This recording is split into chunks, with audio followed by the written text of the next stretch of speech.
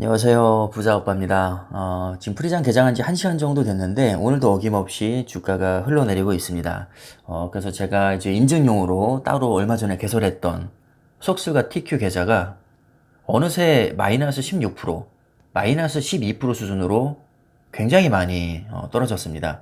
제 기억으로는 거의 20% 가까이 수익이 났던 것 같은데 워낙에 변동성이 큰 종목이다 보니까 뭐 단 며칠 만에 몇십 프로 수익률이 이렇게 왔다 갔다 합니다. 지금도 거의 뭐 4% 가까이 빠지고 있길래 제가 10주씩 또 추가 매수를 진행을 했습니다. TQ는 29.14, 속술은 15.29. 저 개인적으로는 한 2, 3년만 지나도 다시는 볼 수 없는 가격이라고 생각을 하고 있습니다. 물론 예상이 빗나갈 수도 있죠. 2년 후에 반토막이 날 수도 있습니다. 어찌 될지 모르겠지만 저 개인적으로 그렇게 생각을 하고 있다는 뜻이고요. 이렇게 10주씩 추가 매수를 들어가서 드디어 100주를 달성했습니다. 이제 100주가 되니까 개갈이 조금 나는 것 같습니다. 이제 계속해서 분할 매수를 들어갈 텐데 500주, 1000주, 그리고 액면 분할까지 되면 뭐 만주 이렇게도 쌓일 수 있겠죠. 이렇게 추가 매수를 들어간 결과 속슬은 마이너스 15.2%, TQ 마이너스 11.1%, 뭐 그렇게까지 드라마틱하게 수익률이 올라가진 않았지만 살짝 방어가 되는 모습을 확인할 수 있습니다. 자, 여기서 적립식 분할 매수의 장단점에 대해서 잠깐 말씀을 드릴까 하는데 일단 장점부터 첫 번째, 하락장에서 수량을 효율적으로 늘릴 수 있다. 가격이 계속 싸지니까 같은 돈으로 더 많은 수량을 담을 수 있겠죠.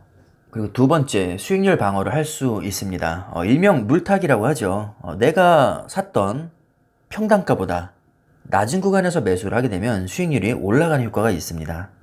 아무리 제가 수익률에 신경 쓰지 말고 수량에만 집중해라 라고 말씀을 드려도 사람인 이상, 사실 저조차도 그렇습니다. 수익률이 너무 이게 안 좋게 나오면 심리적으로 좀 불안함이 들 수밖에 없습니다. 그래서 수익률 방어를 할 수 있다는 점은 굉장히 큰 장점이라고 생각이 들고요. 세 번째, 이슈에 민감하게 반응할 필요가 없습니다. 쉽게 말해서 스트레스를 좀 덜 받는다는 거죠. 적립식 분할 매수는 말 그대로 그냥 내가 일정 기간 또는 일정 금액을 정해놓고 계속해서 매수를 들어가는 겁니다. 이게 꼭 굳이 무슨 절대적인 법칙처럼 딱 정할 필요는 없습니다. 뭐 예를 들어서 한 달에 무조건 100만 원. 굳이 이럴 필요는 없거든요.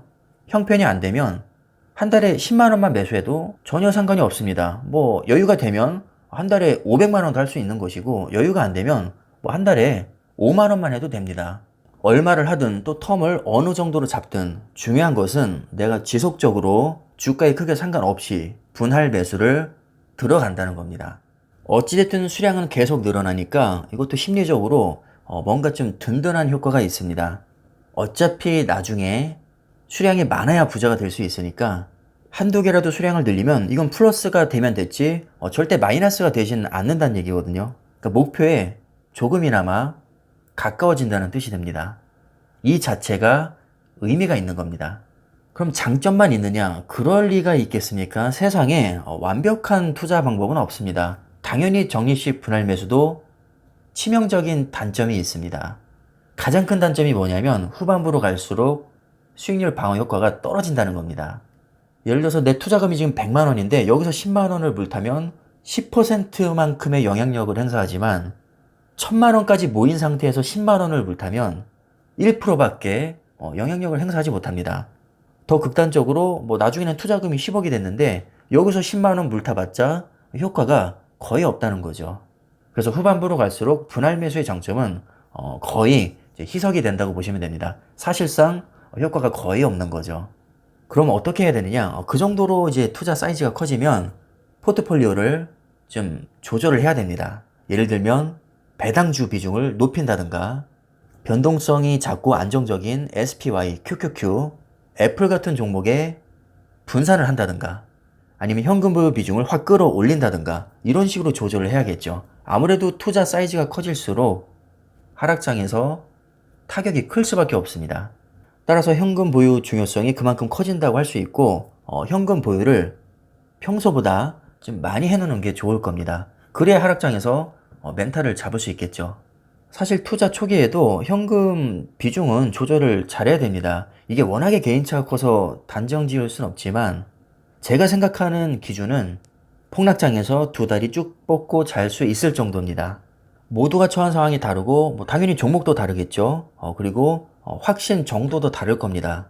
그래서 이 부분은 각자 조절하시면 될 텐데 분명한 것은 후반부로 갈수록 수익률 방어 효과가 떨어진다는 겁니다.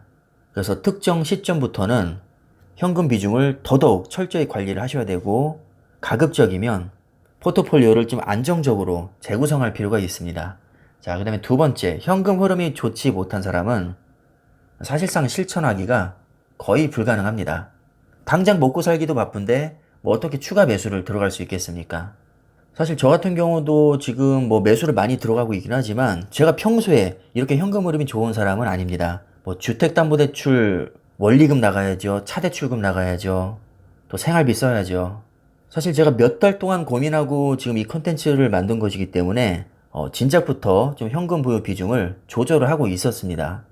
제 스타일상 현금 보유 비중이 그렇게 많지는 않지만 그래도 평소보다는 많이 비축을 해놨었기 때문에 당분간은 좀 추가 매수 여력이 좀 있는 편입니다.